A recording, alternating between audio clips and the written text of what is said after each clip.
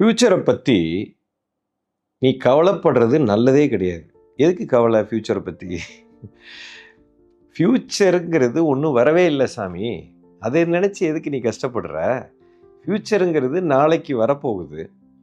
நாளைக்கு நடக்க போகிற ஒரு விஷயத்தை பற்றி இன்னைக்கு எதுக்கு கவலைப்படுற? வாழ்க்கைங்கிறது இன்னைக்கு இந்த கணம் இப்போ நடந்துக்கிட்டு இருக்குது. இதுதானே வாழ்க்கை. நாளைக்கு என்ன நடக்க போகுதுன்னு உனக்கும் தெரியாது, எனக்கும் தெரியாது. லைஃபே இப்படித்தான் போய்கொண்டிருக்குது. நான் வேதாந்தம் பேசலைங்க, உங்களுக்கு புரிகிற மாதிரி ரொம்ப சிம்பிளாக சொல்கிறேன். அதாவது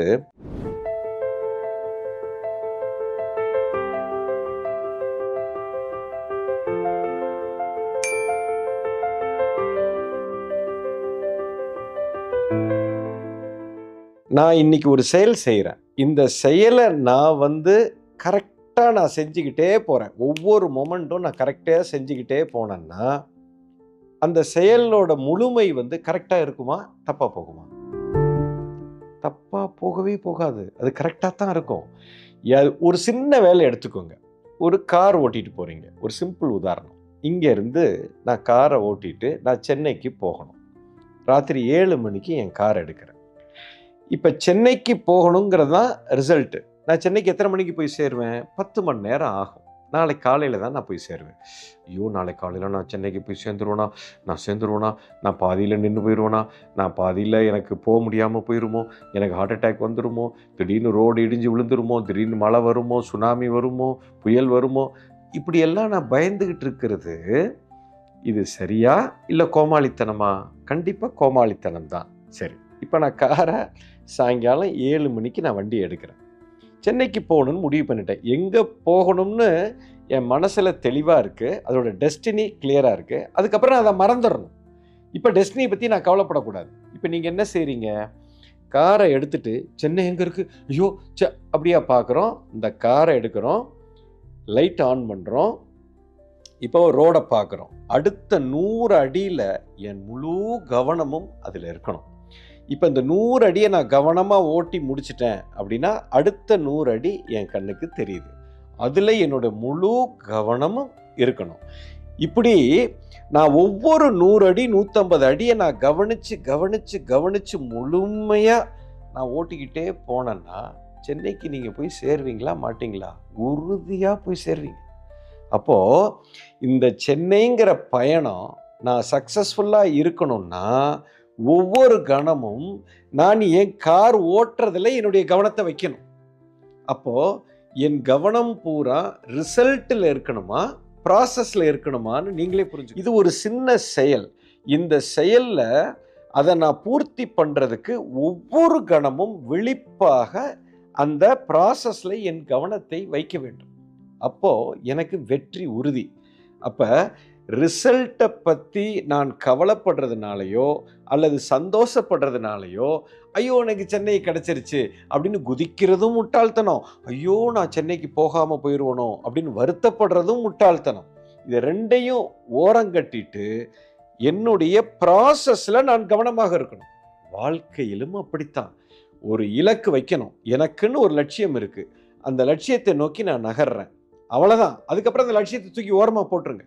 அதுக்குண்டான மைல்ஸ்டோன் என்ன, அதுக்குண்டான விஷயங்கள் எல்லாம் நான் பிரித்து வச்சுட்டேன். இப்போது கோல் 1, கோல் 2, கோல் 3 நிறைய இலக்கு இருக்குது. ஸோ ஃபஸ்ட்டு இலக்கை எடுத்துக்கிட்டு அதை நோக்கி நகர ஆரம்பிங்க. அவ்வளோதான் நீங்கள் செய்யணும். நான் நகர்ற ஒரு செயல்லையும் என் கவனம் பூரா என் ப்ராசஸில் இருக்கணும். ரிசல்ட்டை பற்றி பார்க்கக்கூடாது. இதைத்தான் அந்த காலத்தில் என்ன சொன்னாங்க? கடமையை செய், பலனை எதிர்பார்த்துட்டேன்னா பயம் வரும், எரிச்சல் வரும், திடீர்னு இன்செக்யூரிட்டி வரும். இது என்ன பண்ணோம்னா உன் ப்ராசஸையே கெடுத்துரும், எல்லாமே பாதிக்கப்படும். இப்போ ஒரு சமையல் பண்ணுறீங்க. சமையல் ரொம்ப அற்புதமான விஷயம். ஓகே, ஒரு குழம்பு வைக்கிறீங்க, ஒரு சாதம் வைக்கிறீங்க, சாம்பார் வைக்கிறீங்க. அப்போது அந்த சாம்பார் வைக்கணும் அப்படின்னு நான் முடிவு பண்ணிட்டேன். ஸோ அந்த கோலை வச்சாச்சு. இப்போ செயலுக்குள்ளே இறங்கிட்டேன். ஐயோ சாம்பார் வருமா, சாம்பார் வராமல் போயிருமா, சாம்பார் ரசமாக மாறிடுமா, அல்லது வேறு ஏதாவது குழம்பா மாறிடுமா, இப்படி உட்காந்து பயந்துக்கிட்டு இருக்கிறது கோமாளித்தனம்.